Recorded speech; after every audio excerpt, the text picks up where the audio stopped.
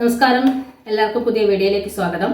രേഖാചിത്രം എന്ന സിനിമയിൽ കുറച്ച് പേര് പഴയ കാലഘട്ടവും പുതിയ കാലഘട്ടവും ഒക്കെ ചെയ്തതിൽ പഴയ സിനിമയിലെ ചിലർ തന്നെ പുതിയ സിനിമയിലേക്ക് എത്തിയിട്ടുണ്ട്. അപ്പോൾ ആ പഴയ സിനിമയിലെ ചിലർ പുതിയ സിനിമയിലേക്ക് എത്തിയിട്ടുണ്ടെന്ന് പറഞ്ഞു കഴിഞ്ഞാൽ, പണ്ട് TG രവി എന്ന് പറയുന്ന നടൻ അഭിനയിച്ച വേഷം ഇത്തവണ ശ്രീജിത്ത് രവി അഭിനയിച്ചു.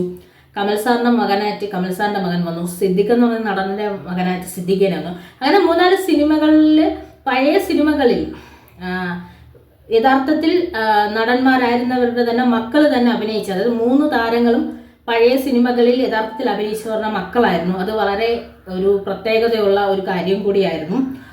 രേഖാചിത്രത്തിൽ രേഖ കാത്തിരുന്ന സ്വന്തം മമ്മൂട്ടി ചേട്ടനെ, അതായത് ലാസ്റ്റ് ആ പിക്ചർ കൊണ്ട് കൊടുക്കുമ്പോൾ വരുന്ന മമ്മൂട്ടി ചേട്ടനെ കാണാൻ കാത്തിരുന്ന രേഖയുടെ ജീവിതത്തിൽ വന്ന മാറ്റങ്ങൾ, അതിനെ മറ്റു 2 സിനിമകളുമായി കണക്ട് ചെയ്ത് തിരിച്ചു കൊണ്ടുവരുമ്പോൾ അതൊക്കെ നമ്മൾ ചിത്രത്തിൽ കണ്ടതാണ്. എന്ത് ഭംഗിയായിട്ടാണ് ഓരോന്നിനെ അങ്ങോട്ടും ഇങ്ങോട്ടും കണക്ട് ചെയ്തതെന്ന് നമ്മൾ കണ്ടതാണ്.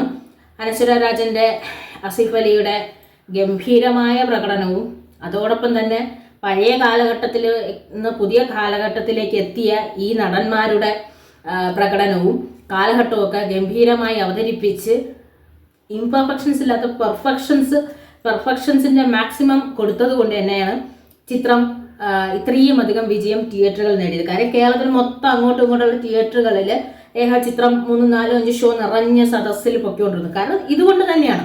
കരിക്കാലത്ത് ഒരു ചിത്രം ജയിച്ചു വരിക എന്നുള്ളത് വളരെ ബുദ്ധിമുട്ടുള്ള കാര്യമാണ്.